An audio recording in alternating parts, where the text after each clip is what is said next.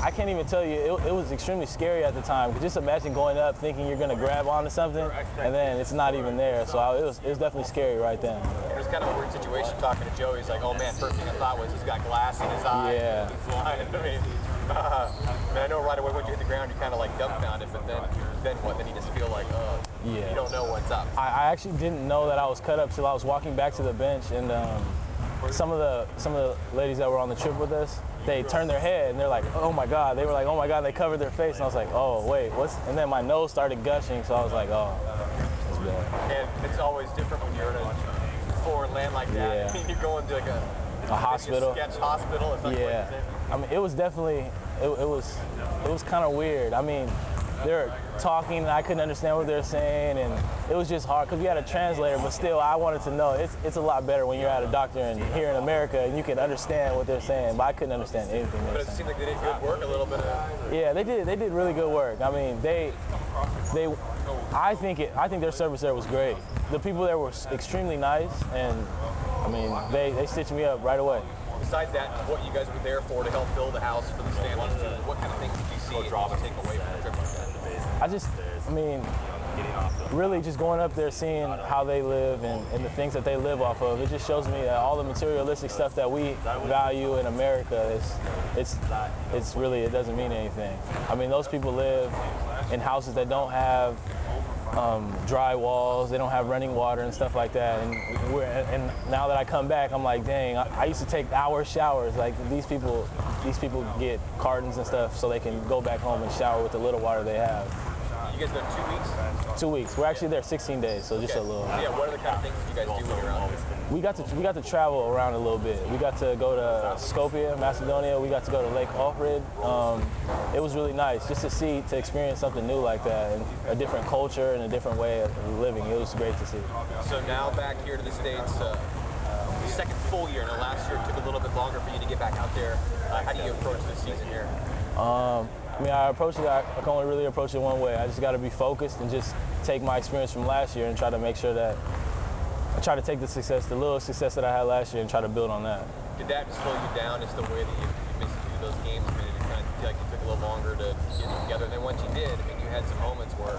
Yeah, I think it did. I think it did play a part of it, but still, I mean, I didn't really prepare myself like I have this summer. I mean, I think this summer has been really big for me, and even right after season, I've just been going hard and just working on all the things that I need to work on. What made you want to come back and work a little tougher? What was it? Just from seeing how those people live out there and how hard they work every day and how little they have. So I mean, it just showed me how easy I have it. So when I think things are hard up here, it's nothing like they have it up there in Macedonia. Yeah, and Craig said a little more chiseled this year, more of a athletic body. We know you got some skills there, but looks like you really put some work into the gym to really get better body type.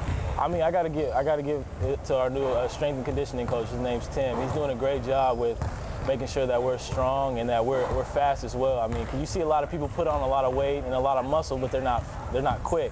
And I feel I'm faster than I was last year and stronger. So he did a great job.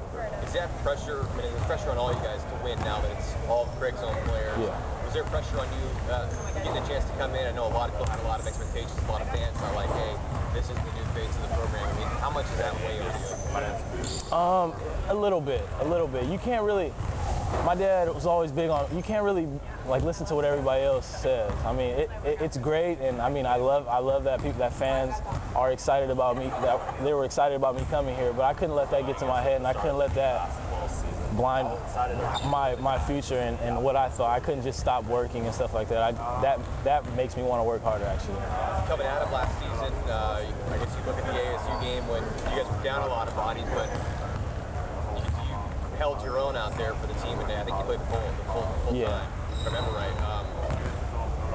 How do you progress from last year to this year to get more consistent like that? I just gotta I gotta put myself in positions where I'm not forcing up shots and I'm taking a better shot. I think I've worked on a lot with my mid-range, my pull-up game, and my handles so that I'm not driving in there super fast and out of control and trying to draw a foul when I'm creating contact. I think I'm just a lot more mature. My game's a lot more mature this year. It seems like the team's a lot more mature too. That's what Craig said. I mean, you guys are practicing in the afternoon. It's not 5 a.m. Yeah. At least yet.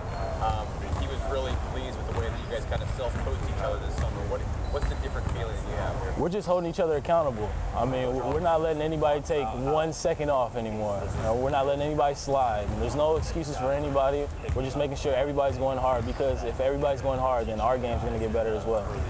Maybe going away from so much zone to more man-to-man with the kind of athletes that you guys have now. You like that better? I love it. I mean, that's pretty much all I played was man-to-man. I mean, zone is great, especially trying to throw different stuff at him and create some turnover. So to be able to play man this year and kind of switch it up, man to zone, it's going to be good. It's going to disturb defenses a lot. What would be a successful season for you guys as a team? What's the goal? What's the bar?